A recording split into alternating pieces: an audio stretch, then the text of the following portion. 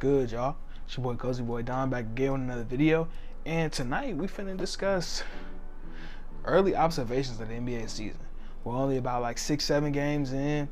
There's been a lot of things to discuss. There's been a lot of surprises, a lot of revelations, a lot of things that are more than likely going to change throughout the course of the season, but I want to talk about them right now at this point. So without further ado, let's get right into it. Let's get it.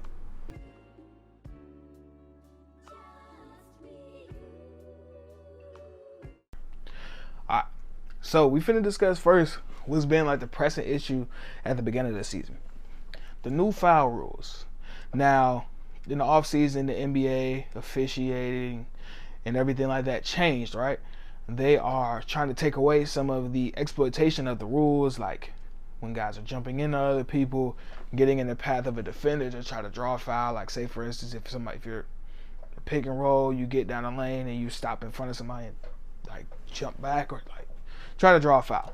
So they're trying to take some of the egregious like foul drawing tactics out of the league, which is a good thing, right?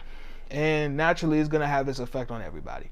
It's affecting guys like Steph Curry, James Harden, Damian Lillard, Trae Young, just everybody in general. Not even just the guys that draw a lot of fouls and do things like that. It has an effect on everybody. And going forward throughout the season, I think the rules and the foul calls will continue to evolve, right? Because at the beginning of the season, there's always a point of emphasis.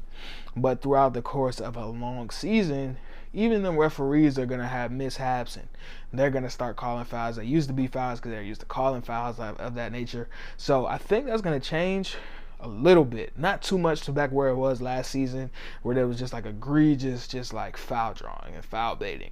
Because as an NBA fan, some of it, I look at it as like, okay, that's smart. That's using your head. That's like being strategic. And then there's other things that's just like, bro, come on, bro. Let's just hoop, bro. You do it way too much. But to be honest with you, I mean, I kind of like it. It brings out more so of a better product, in my opinion, because the game is constantly going. It's getting faster, right? So the games aren't lasting as long. There's not one person getting like 20 free throw attempts a game and things like that. So all in all, I like the rule change, but I do have a few things that are questions in my head, right? So one I've already said, right? Going forward, how will this affect scoring? Like not just individual scoring, but team scoring, because you've already seen that the total points of games are starting to go down, right? Not everybody scoring in the 120s every night, 110s and things of that nature. It's starting to go down. The leading scorers aren't averaging 30 anymore. It's in 28, 20. I think 28, 29 is at the top, right, with John and Steph. But everybody else is 28 and under. You feel me? It's like, I kind of like it though, bro. Like it's new, and most fans like it. So I'm pretty sure they're gonna continue to enforce it. And the reason why I like it more so than what I've already explained is it gives the defense a little bit more of their freedom back, because beforehand it felt like the offense was the only one that had advantage, so it was kind of unbalanced. There was no just offense had everything. You can't lay a finger on somebody without them calling the foul. But now it's a little bit more physical. It's a little bit more like, come on, let's hoop. Like, you're gonna take a little bump, you're gonna have to deal with it. And it's really helped guys like Draymond has already said it's helped him. It's gonna help guys like Marcus Smart and some of the top premier defenders in the league to be a little bit more physical and be a little bit more in your face without the consequences of foul baiting. The only thing that I could see that could cause a problem is there's one instance of this, right? When somebody's driving to the rim and there's contact, sometimes, more times than not, they're letting it go, right? And you'll see guys on the floor just mad upset. The only worry I have about that is like that level of physicality can lead to injuries, because if a guy's going in there with reckless abandon on offense and on defense, then it's just gonna be like, oh, somebody's gonna get hurt. But that's the only real thing the only real like worry I have about it. Not even just like injuries upon contact, but just accumulation of just just like hitting, just always hitting, or just like the bumps and bruises and the nicks will just be more and more, and then you'll see more guys out with contusions and bruises, bone bruises, strains, and things like that. But other than that, I kind of like it. So that's my opinion on all the fouls and all the things of that nature. So, all right, so let's get into what teams have impressed this season so far. And most of the teams that have impressed have been out east, at least in my opinion. Number one on my list is the Miami Heat. The Miami Heat have been the most impressive team in the NBA by far, by leaps and bounds, before anybody else, right? At least in my opinion. Because I talked about this, I'm going to say it was the last week or 2 weeks ago when I made my opening night observations video. You can go check that video out up here.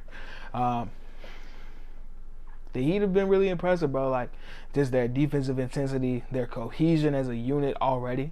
They've damn near brought back the same roster. They just added guys like PJ Tucker, and Duncan Robinson's back. Jimmy's back.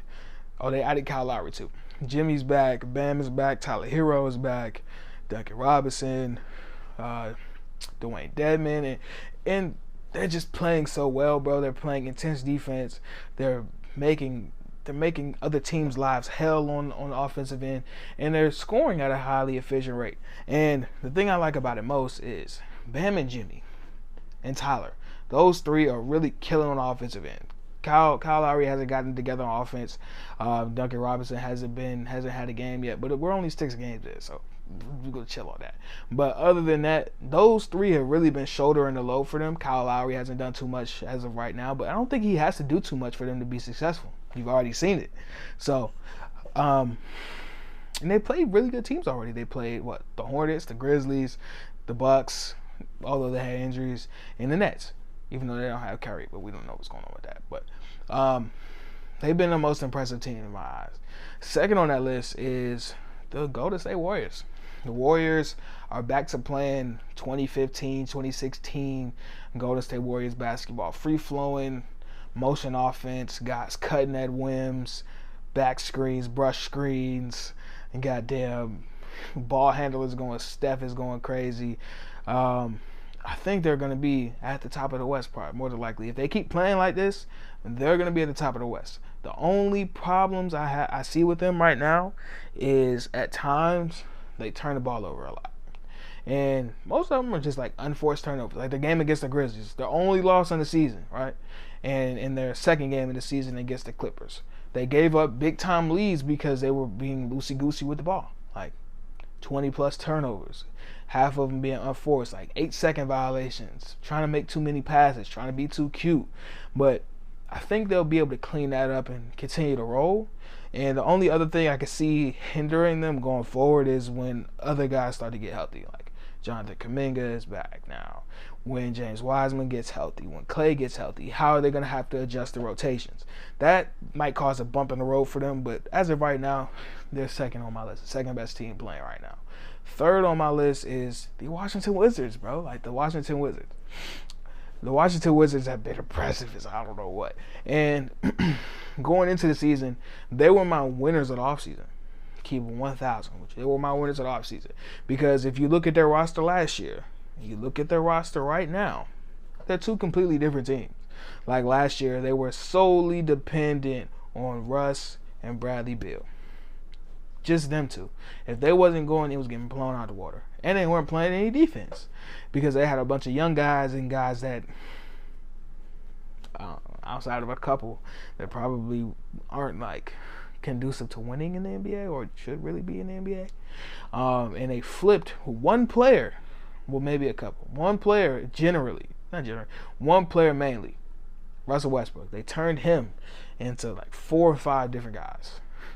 Like, it's crazy. They turned him into KCP, Montrezl Harrell, Kyle Kuzma, Aaron Holiday, and who's Corey Kispert was their own pick, and Isaiah Todd. 5 guys for one.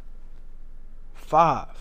And 4 of them are quality NBA players, and you get a young guy that you can develop. And then in another instance, you get Corey Kispert, who was your 15th pick. And then you do a sign and trade for Spencer Dinwiddie. And then you take that and you put it with Bradley Beal, and it's like, oh my God, they're really good. They give me like vibes of the Nuggets in like 2015 before the Jokic, like in between that area when they had Andre Iguodala and things like that. They might be a little bit better because they have better scoring and guys like Bradley Beal and Spencer Dinwiddie, but they play team ball. I don't think anybody. Bradley Beal's averaging 24 points a game, but everybody else is under 20. Montrez is at like 19. Spencer Dinwiddie's at 19. Kyle Kuzma's averaging a double-double, like 15 and 11. Aaron Holiday's playing well. KCP's playing well. I just hope their big men stay healthy because Montrez is the only big man like really playing right now. Dan Gafford has a thigh contusion, and Thomas Bryant is still recovering from his ACL injury from last year. But other than that, the Wizards are on the roll. Montrez and Bradley Beal have been an excellent duo so far. So they've been chef's kiss, bro. Like their pick and roll is crazy. Dump it down to Trez. He's a monster. He's back to playing like 6 men of the year Trez. So Wizards is number 3. Number 4 is the New York Knicks. And the Knicks are fun as hell to watch, especially when they're in the Garden, because the Garden is like, bruh, the Garden is just amazing. It's electric. The electricity that they get from that building is crazy. And even when they go on the road, the Knicks, I wouldn't say they're a complete team because I want to see them play a little bit more better teams. But out of the teams they played, bro, they've been dominant, bro. Like Julius Randle's playing at a great level. RJ Barrett's playing at a great level. Kemba Walker hasn't gotten there, but he hasn't had to get there yet. Evan Fournier's been playing well. Mitchell Robinson is back. He's playing well. Taj Gibson, Derrick Rose, Obi Toppin, Emmanuel Quick. Like, everybody's playing well. RJ had 36 last night on the road. Julius Randle had 10 points, and they still won. Like, the Knicks are back, bro. They're back, bro. They're back in full effect, and they're playing Knick basketball. They play defense, and they got that added boost of scoring that they needed from last year. They learned, they turned up the scoring notch, and they're 4-1. So, yeah. And number 5 on my list is the Charlotte Hornets. I know this is East dominated, but number 5 is the Charlotte Hornets. Charlotte Hornets have been better than I expected them to be, because going into the season, looking at their roster, it's just like, whoa, wow, y'all got a lot of dudes. You got reigning rookie of the year LaMelo Ball. You got Terry Rozier. You got Kelly Oubre, Gordon Hayward, P.J. Washington, Miles Bridges, Mason Plumlee. You got Cody Martin. You got hella guys, bro, and they've been playing well so far. They ran into a test with the Heat, and the Heat waxed them. That's why the Heat are number 1. They waxed them. And other than that, they've been playing like really well, bro. Like Miles Bridges is having a career year, and it's an average of 25 a game. LaMelo is average like 20 a game, 17, 20 points a game. Kelly Oubre is pitching in. Gordon Hayward's pitching in. Terry Rozier is coming back from injury, and when he comes back, boy, it's gonna be scary. And they'll call him Scary Terry for a reason. But they've been well. I didn't expect them to be like at this point in the season, but it's just still early. We're going to see how they react when they go on the road, because a lot of these teams haven't had any road trips. They're not sore yet. They're not hurting yet. So a lot of this is going to change. So that's my top 5 impressive teams as of right now. Going into like some of the disappointing teams, don't have too much because I don't like being like a super negative Nancy type of person. Number 1 is the Boston Celtics. They don't look like they have any cohesion. They played the other night against the Wizards, and how many threes did they make? Maybe 1. I don't think they made any of that entire game. Jason Tatum and Jaylen Brown have been well, but they haven't come together as a unit and played well. It may be because they have a new coach. They have some new pieces. I wouldn't say the entire cupboard is bare or they don't have any pieces, but they need to get their shit together, because if they don't, they'll fall behind and they'll be in the play-in, or they may not make the playoffs at all. So that's number 1.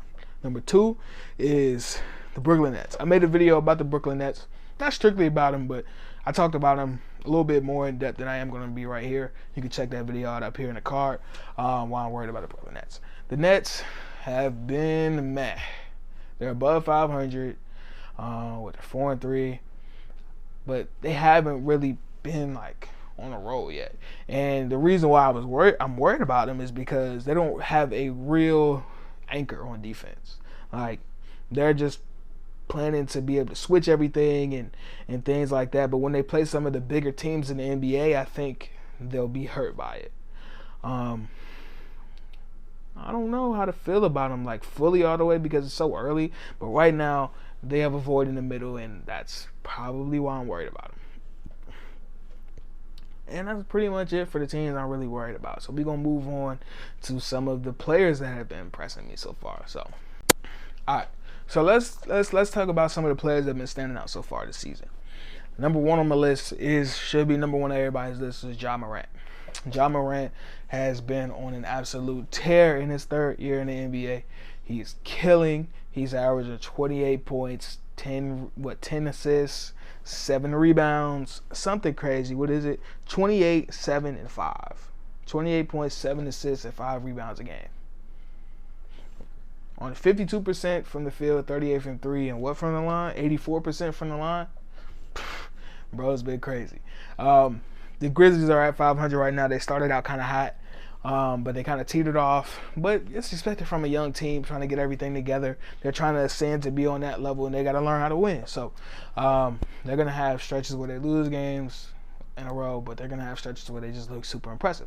But Ja, what really has impressed me about Ja is obviously the improvement on his jump shot. Coming into the NBA, he wasn't a shooter. Like, he wasn't a shooter at all. He was more so of a driver and a guy that could find open guys and create things for guys. And pairing a developing jump shot with it, you can't really just leave him open from 3 because he's going to hit the hell. And going from last year in the playoffs, his in-between game is crazy. He can operate a pick and roll, get into the mid-range game with the floater or pull-up jump shot, or he can get to the rim and lay, or he can get to the rim and take you to the boom room, bro. And he's hitting free throws. He's finding open guys. He's being more of a leader, and he's just overall ascended his level to the next level of being one of the elite point guards in the NBA so far. Number 2 on my list, I talked about him with the Hornets, Miles Bridges. Miles Bridges is hooping his ass off. He's going stupid. He's hitting hella threes. I think he just hit his 300 three-pointer tonight against the Blazers. He's been hooping his little tail off. He hit threes, dunking on people, playing defense, laying, taking advantage of his opportunities with post-ups and things of that nature. He's been really impressive, averaging 25 points a game. 25 points, 8 rebounds on 50% from the field, 36 from 3, and 88 from the line. And like I said, bro, he's just been really impressive. He's got a contract online. He's trying to get his bread, and I respect it. Number 3, I got my boy Jimmy Butler. Jimmy Butler has been one of my favorite players in the NBA for the past, 3 to 4 years, just because of the way he plays and the way he carries himself. Frankly, on the court, Jimmy Butler doesn't give a fuck about what you think, what anybody thinks. He's trying to get a dub. That's pretty much it. He don't care how he get it done. He don't care who does it. As long as his team gets the dub, he's happy. He's happy. He don't care how you get it. On the season, Jimmy Butler has been scoring the ball at will, playing great defense, jumping passing lanes, being a little gambler, finding guys in the assist game, and just controlling and being a leader for the Miami Heat, who I think is the best team in the NBA right now. Right now in the season, he's averaging 25 points a game, 7 rebounds, and 5 assists. And he's getting to the free throw line like 8 times a game. So it ain't no real stopping that, man. You know what I'm saying? And honorable mentions are the obvious, like Steph, KD, Giannis. And a special honorable mention goes to Jimmy Butler's teammate, Bam Adebayo. Bam Adebayo has been really aggressive this year. He's been getting it in, and I like the aggressive Bam. He's hunting for more shots. He's being more aggressive going to the rim. He's handling the ball like he usually does, getting occasional assists, setting good screens, and being a great defender. So shout out to you, Bam. You doing your thing, you know what I'm saying? One of the baby boys from Kentucky, you feel me? So I appreciate the work you've been putting in, my boys. All right, so now we got our young stunners, you know what I'm saying? Put the stunner shades on real quick. You know what I'm saying? We got our young guys that have been really, really impressive so far this season. Number 1, we got Anthony Edwards, bro. Ant-Man. Anthony Edwards is probably the most entertaining young player in the NBA. From off-the-court things to interviews to his game on the court. he's a football player playing basketball, and he's really good at it, bro. Like, Anthony Edwards is like 6'6", 230, and a freak athlete, and skilled at basketball. Like, he could score all 3 levels of the floor. He could get to the lane. He could boom on you. He could finish with a finesse. He could hit jump shots. He could do damn near everything on the court. So, if you're not watching Ant-Man, I don't know what you're doing, my boy. Ant-Man is one of them. He's one of those. In 5 years, he's going to be a superstar. He is going to be out of this world.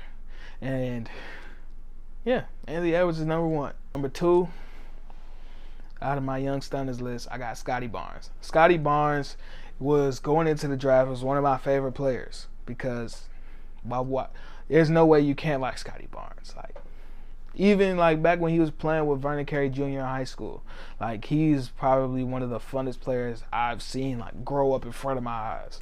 You know what I'm saying? He's averaging about 21 points a game. Yeah. No, I'm sorry. He's averaging 18 points a game with 9 rebounds and 2 assists on the Raptors, and the Raptors are fun to watch. They build an Alcatraz with them 4 guys, with Scotty, OG, Fred, and Gary Trent Jr. And when Pascal comes back, they gonna have teams in the figure 4. Like they gonna have teams in the figure 4 leg lock. So Scotty's been fun to watch. He's been impressive, and he's probably number 1 on the Rookie of the Year list. Number 3, I got goddamn Desmond Bane. Desmond Bane has been hooping his ass off for the Memphis Grizzlies. He's at 18 points a game, shooting like 45% from 3, playing great defense, being a guy that gets in the mix, and is probably the secondary guy next to Ja whenever they're on the court together. He's been absolutely sublime. I don't really have too much to go in depth about, but Desmond Bane has been fire, bro. Like, for real. Number 4, I got probably...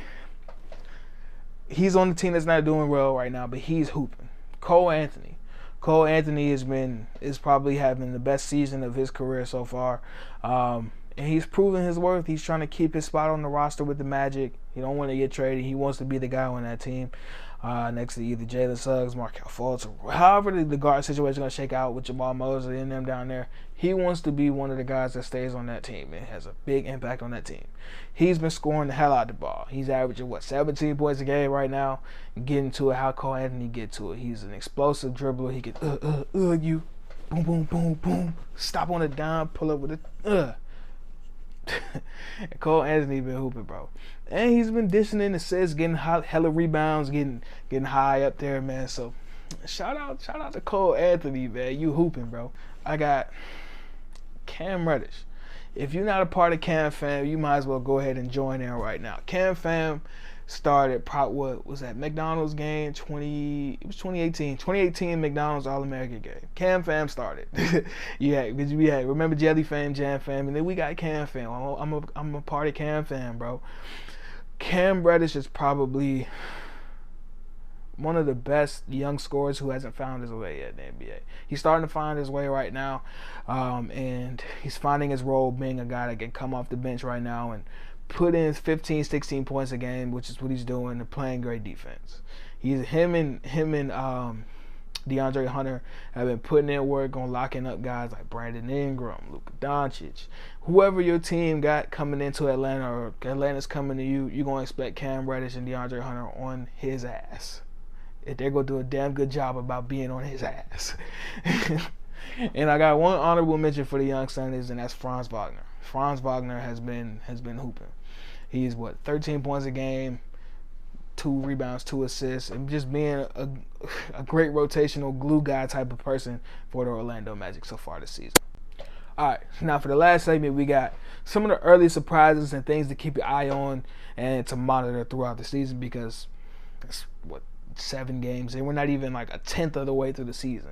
So these things are going to definitely change, but why not talk about it? First on my list is something I've been like obsessing over probably for the past 3 days. The Cleveland Cavaliers. They're 3-4 right now. They're under 500, but didn't expect them to be that at this point in the season, like, at all, bro. Like, they've been, especially with the strength of their schedule right now, bro. Like, I expect them to have 1 win, 2 wins at the most, maybe 0. And they've had a tougher schedule. They beat the Hawks, they beat the Hornets, they beat the Clippers, and they beat who else did they beat that was really impressive? Why am I blanking on whatever team they beat? No, I'm sorry, they only got 3 wins. What am I talking about? They beat the Hawks, they beat the Clippers, and they beat the Hornets. 3 really good teams, right? And these past 2 games have been up and down, but you expect that with a team whose average age is 22. You know what I'm saying? That core of 5, Jared Allen's the oldest, he's 24 years old, and everybody else is under that age. You know what I'm saying? Guys, Darius Garland's 21, Colin Sexton's 22, Evan Mobley's 19, Isaac Okoro's 20. Like, you know what I'm saying? Like, your core guys is like 24 and under, so you're going to have stretches where you just have ineptitude because they're young and they don't know how to win yet. But really, to be honest with you, it's helped them is the way that the team's been built around.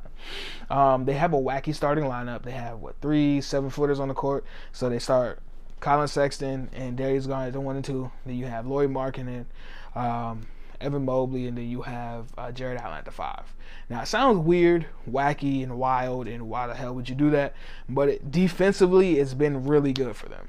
Just because you have 3 7-footers on the floor who are all agile and can move around and be pests on defense, especially Evan Mobley.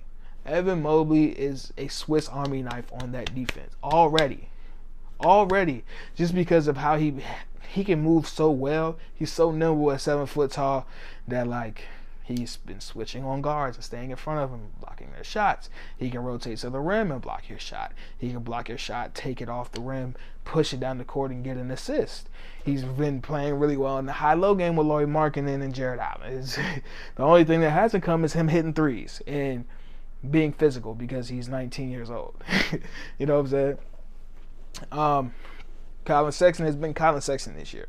Colin Sexton is up and down, but when he's good, he's really fucking good. And when he's bad, he'll piss you off.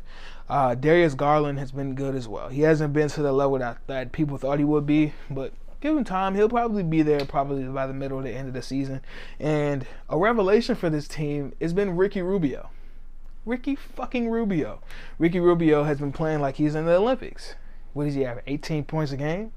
In that game against the Lakers, he could not be stopped. He was hitting hella threes in a row. And he was diming niggas. He was diming up. You know what I'm saying? Drop off, cross court. Ricky Rubio's been hooping, bro. He's been really, really hooping, bro. And the Cavs will continue to be a fun team to watch. They will piss you off because they turn the ball over in stretches and they can't score. But other than that, they've been fun to watch. All my early surprises is something we talked about earlier. Ja Morant's ascension to being an elite point guard in the NBA. Nothing too much else to talk about with that. But Ja Morant is ascending to the level of an elite point guard in the NBA with his pace control, his leadership, his ability to help his team win games and things like that. That has been a surprise to me was the Lakers' early struggles. And the reason why it's a surprise to me is because with veteran teams, you usually don't have a period where you're struggling really bad. I know everybody's damn near new. But still, like veteran guys usually don't have that big of an adjustment period if you're not a superstar. You know what I'm saying? Well, damn, that makes a whole lot of sense now, don't it? They added Russell Westbrook, so AD and LeBron have to learn how to play with him and things like that. But their struggles have been weird, like them getting blown out by Phoenix at home, or them blowing that lead at OKC is just like. And then the Dwight Howard and Anthony Davis thing is like, what is going on? Is this a shit show or are we good? What's going on? And it's gonna be something to continue to monitor throughout the season. I don't have really too much else to say about it, but it's like Mo Bamba. Yeah, I said it. Mo Bamba. Mo Bamba has been playing really, really well. He's about 13 points, 9 rebounds. Shooting 44% from 3. He's actually shooting threes. He's shooting like 4 a game. And he's hitting 44% up. Like what? And he's being productive. He's a plus on the court now. That I just want to show love to Mo Bamba because Mo Bamba hasn't been too good in the NBA so far, but he's stepping it up. And shout out to Jamal Mosley, the whole Orlando Magic developmental team staff and everything like that. And lastly, I'm gonna get up out of here on this one. The Blazers are playing defense. Now, in the offseason, when they got Cody Zeller, Larry Nance Jr., and that was pretty much it. I was like, what the fuck are they? What are they doing? Like, what are they doing? So I was like, I don't know what is it supposed to be, everything like that. But I think I'm starting to see the vision now, right? The Blazers have been battling defense for the past, I don't know how many years, but they're good. They're solid. I wouldn't say they're the best defensive team in the league, but they've been playing better with the help of guys like Cody Zeller, with the help of guys like Larry Nance Jr., and the unsuspecting ascension defensively of Nasir Little. Nasir Little has been a great positive for the Portland Trail Blazers so far this year, and it's going to be an interesting thing to monitor throughout the season. So, yeah, man, that's pretty much all the thoughts I had early in the season. Yeah, man, other than that, like the video, comment down below, hit the subscribe button, do what you need to do. You know what I'm saying? Tell a friend and tell a friend, share all these videos, get them out there, because I'm trying to get up here. This is what I do. Other than that, have a great night, great day. Whatever time you watching this, my brother or sister, have a great one. Peace.